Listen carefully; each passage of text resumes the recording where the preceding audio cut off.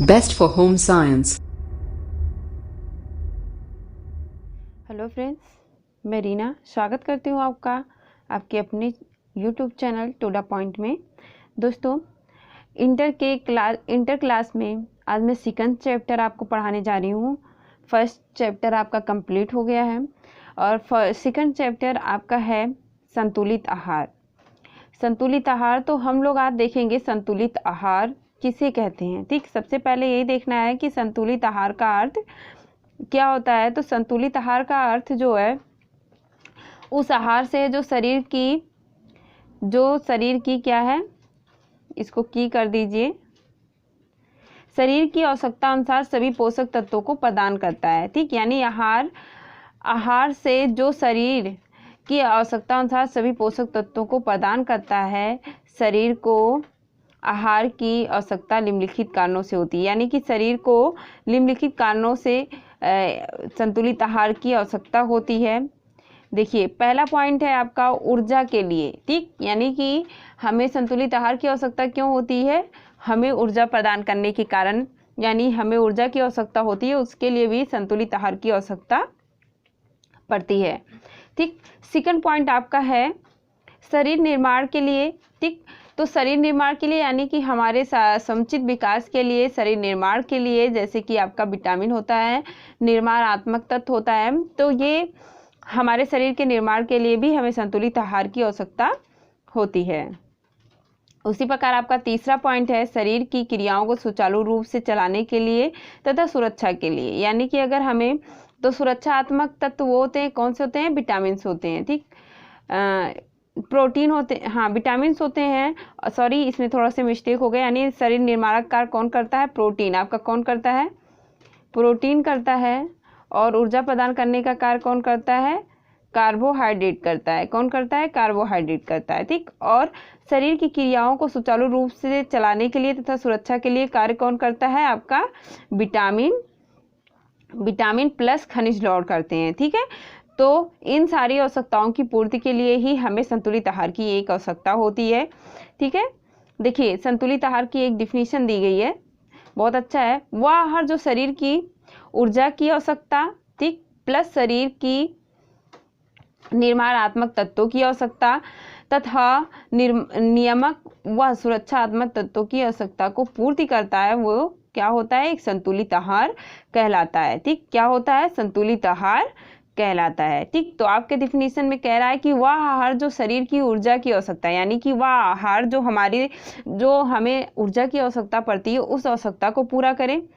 शरीर की निर्माणात्मक तत्वों की आवश्यकता जो होती है, यानी कि हमारे शरीर निर्माणक यानी प्रोटीन जो है, उसकी आवश्यकता को जो पूरा कर दी, तथा उसे सुचारू रूप से, नियमित रूप से चलने के लिए तथा सुरक्षात्मक तत्वों की जो आवश्यकता की पूर्ति कर देता है, वही हमारा आहार क्या होता है, एक संतुलित आहार होता है। ठीक है, देखते हैं, व्यक्ति जो भी आहार लेता है वह पूर्ण तृप्ति की भावना देने के बाद भी आवश्यक नहीं है कि संतुलित हो। कहने का मतलब इन्होंने क्या कहा कि अगर हम कोई भोजन करते हैं वो हमें तृप्ति तो दे रहा है, लेकिन इसका ये मतलब तो नहीं होता है कि वो संतुलित आहार ही होगा। ठीक है, जैसे आप लोग, एक उदाहरण छोटा सा दिया जाए, हम लोग बर्गर खा रहे हैं। ठीक, बर्गर खा रहे हो, आपको तृप्ति तो दे रहा है, आप अपने मनपसंद की चाउमीन खा रहे हो, आपको तृप्ति तो हो रही है, लेकिन ऐसा नहीं है कि वो आपको आपके जितने भी पोषक तत्वों की आपके शरीर की आवश्यकता है उसकी पूर्ति कर रही है, क्योंकि उसमें सिर्फ कार्बोहाइड्रेट की मात्रा अधिक पाई जाएगी, आपकी प्रोटीन और विटामिन खनिज लवण की मात्रा कम होगी।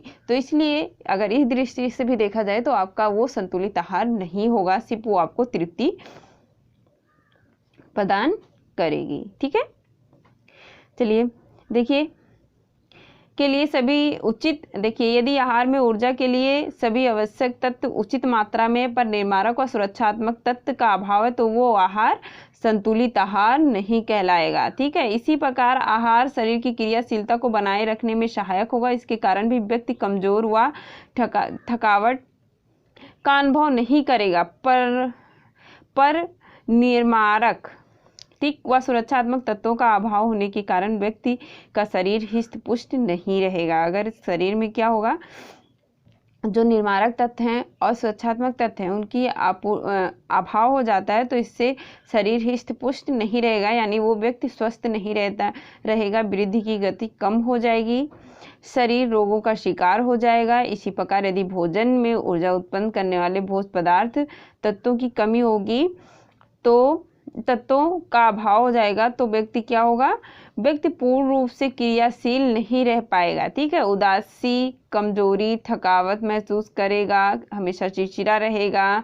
क्रियाशील रहने पर शरीर में उपस्थित ऊर्जा उत्पन्न करने वाले तत्वों की संग्रह में कमी हो जाएगी, जिससे व्यक्ति का क्या होगा, भार प्रभावित हो जाएगा। ठीक है, उसी तरह आपका है, आगे बढ़ रहा है, दीर्घ जीवन अवधि व अच्छे स्वास्थ्य के लिए संतुलित आहार विशेष महत्वपूर्ण होता है। तत्पश्चात देशवासियों को पोषण ज्ञान अधिक होने के कारण उनकी जीवन अवधि व स्वास्थ्य का स्तर अधिक अच्छा है। ठीक, और देखिए उसी प्रकार हमारे देश में भी क्या है, पोषण के ज्ञान व स्वास्थ्य स्तर में निरंतर सुधार किया जा रहा है। ठीक, शिक्षा के पाठ्यक्रम व अन्य माध्यमों से भी हमें क्या ज्ञान दिया जा रहा है। जैसे मैं आपको आज संतुलित आहार पढ़ा रही हूँ, उसी प्रकार सभी पाठ्यक्रमों में इसे शामिल कर इसका ज्ञान दिया जा रहा है, ताकि सभी को पोषण संबंधी सारे ज्ञान मिल सके, उनका स्वास्थ्य अच्छा हो सके। ठीक है, तथा विभिन्न पोषक भोज्य पदार्थों के महत्व का प्रचार किया जा रहा है तथा अधिक पोषक तत्वों की उपज बढ़ाई जा रही है। शाकाहारी परिवारों को आहार में दूध व दूध से बने भोज्य पदार्थ दिए जाते हैं। जैसा अभी आप लोगों ने पिछला चैप्टर पढ़ा, यानी कि आपका फर्स्ट चैप्टर दूध ही था, जिसमें दूध के पौष्टिक तत्वों की बात हम लोगों ने की थी। तो दूध एक संपूर्ण आहार होता है, इसमें सभी पोषक तत्व पाए जाते हैं। हाँ, कुछ खनिज लवण और विटामिन की कमी होती है, फिर भी ये अपने आप में एक पूर्ण आहार होता है। इसलिए जो शाकाहारी व्यक्ति होते हैं उन्हें दूध और दूध से बने भोज्य पदार्थ खाने के लिए कहा जाता है। साथ में दालें हो गई, जिससे प्रोटीन मिल जाती है। सेम, मटर, मूंगफली, सोयाबीन आदि पदार्थों को लेने के लिए प्रोत्साहित किया जा रहा है। ठीक है, इन सभी पदार्थों की उपज बढ़ाकर अधिक सस्ते दामों पर देने का प्रयास किया जा रहा है। ठीक है, जिससे परिवार इनका उपयोग कर सके। मूंगफली और सोयाबीन दूध तैयार किया जाता है। देखिए, मूंगफली और सोयाबीन से भी दूध का निर्माण किया जाता है। ठीक है, जिससे अपने बच्चों को जानवर का दूध ना दे पाने वाले परिवार उनके स्थान पर इस प्रकार के दूध को उपयोग कर सकें। मांसाहारी व्यक्तियों को आहार में विभिन्न साग भाजी के फल महत्व बताए जा रहे हैं, यानी कि फलों का भी महत्व बताया जाता है। समान रूप से हमारे देश में मांसाहारी व्यक्तियों का स्वास्थ्य अधिक अच्छा है, क्योंकि उनकी अधिकतर पोषक तत्वों की आवश्यकता की पूर्ति होती रहती है। ठीक है, संतुलित आहार प्रत्येक व्यक्ति के लिए सामान्य नहीं होता है। ये बात बहुत अच्छी है, बहुत अच्छा पॉइंट है कि सभी व्यक्ति के लिए क्या है, संतुलित आहार एक समान नहीं होता है, क्योंकि कुछ के आयु, भार, लिंग और उसकी शारीरिक बनावट, जलवायु आदि हमारे संतुलित भोजन को भी प्रभावित करता है। एक व्यक्ति का संतुलित आहार हो सकता है, दूसरे व्यक्ति के लिए अपर्याप्त हो सकता है तथा तीसरे के लिए आवश्यकता से अधिक। अर्थात संतुलित आहार वह आहार है जो शरीर की सभी तत्वों की पूर्ति करता है। चूंकि प्रत्येक व्यक्ति की पोषक तत्वों की आवश्यकता भिन्न भिन्न होती है। ठीक है, कहने का मतलब है अगर हमारे वही भोजन हमारे लिए वो संतुलित हो सकता है, लेकिन अगले के लिए हो सकता है वो अपर्याप्त हो, और अगर हो सकता है वही तीसरा व्यक्ति खा रहा है तो क्या है कि वो क्या है उसके लिए आवश्यकता से अधिक हो जाए। तो सबकी अपनी जो है आवश्यकताएं, पोषक तत्वों की आवश्यकताएं भिन्न भिन्न होती हैं। ठीक है, अतः प्रत्येक संतुलित आहार भी भिन्न भिन्न होता है, यानी प्रत्येक व्यक्ति का संतुलित आहार भी भिन्न भिन्न होता है। संतुलित आहार भिन्न भिन्न कारकों से भी प्रभावित होता है। यह कारक निम्नलिखित है। ठीक, अब हम लोग देखेंगे कि संतुलित आहार किन कारणों से प्रभावित होता है। ये बहुत अच्छा पॉइंट है। ये क्वेश्चन आप लोग का पूछ भी लिया जाता है कि संतुलित आहार को प्रभावित करने वाले कारकों को बताइए। देखिए, एक उम्र जो होता है ये भी संतुलित आहार को प्रभावित करता है। जैसे कि बच्चों को आहार के लिए भार की तुलना में प्रौढ़ व्यक्तियों से अधिक भोज्य तत्वों की आवश्यकता होती है। संतुलित आहार में ऊर्जा ऊर्जा प्रदान करने वाले जो तत्व होते हैं, निर्माणक और सुरक्षात्मक तत्वों की आवश्यकता बच्चों को अधिक होती है, ठीक है। और जो बड़े होते हैं उन्हें ऊर्जा की आवश्यकता अधिक होती है। और बाल्यावस्था तथा वृद्धावस्था में व्यक्ति का संवेदनशीलता बढ़ जाने के कारण क्या होता है कि इसमें सुरक्षात्मक तत्वों की अधिक आवश्यकता पड़ने लगती है। वहीं पे जब कोई वृद्ध व्यक्ति हो जाता है तो उसका शरीर क्या होता है, धीरे धीरे शिथिल होने लगता है, उसकी क्रियाशीलता भी कम हो जाती है, तो उससे ऊर्जा की आवश्यकता कम हो जाती है। तो इसलिए आयु भी एक ऐसा कारक है जो हमारे संतुलित आहार को प्रभावित करता है। सेकंड पॉइंट है आपका लिंग। लिंग देखिए, स्त्रियों और पुरुषों के संतुलित आहार में अंतर होता है, ठीक। ये आप लोगों ने देखा भी है। देखिए, पुरुषों की पोषक आवश्यकता स्त्रियों की अपेक्षा अधिक होती है।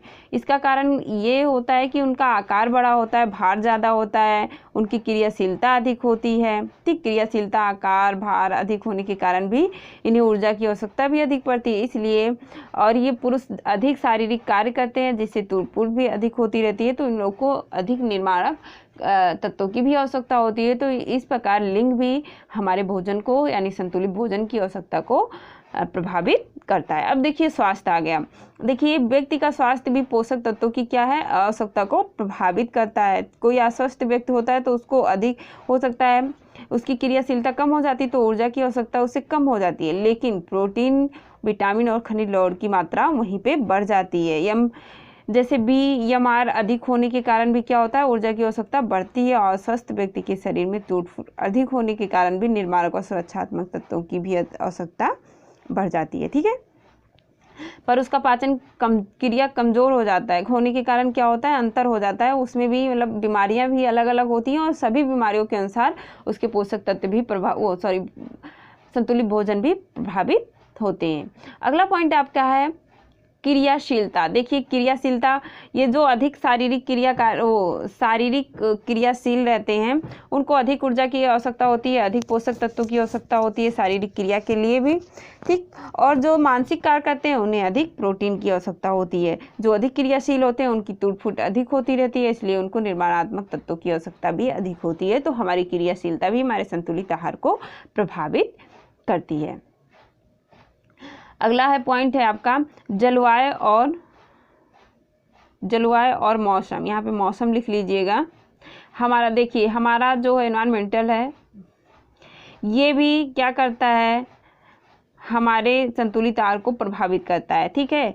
जैसे जलवायु ये भी प्रभावित करता है। जैसे ठंडी जलवायु के देशवासियों को क्या चाहिए, गर्म जलवायु के देशवासियों की अपेक्षा अधिक आहार की आवश्यकता होती है, क्योंकि ठंड में आप लोगों ने देखा होगा कि हम लोग भी खाना अधिक खा लेते हैं, क्योंकि उस समय जो भी खाते हैं वो पच जाता है। इसके अतिरिक्त ठंडे प्रदेश वालों को अपेक्षाकृत अधिक क्रियाशील होते हैं। इसी कारण उनकी क्या है, सर्दियों के मौसम में भी उष्मा के रूप में ऊर्जा देने के कारण भोजन की आवश्यकता अधिक हो जाती है, ठीक।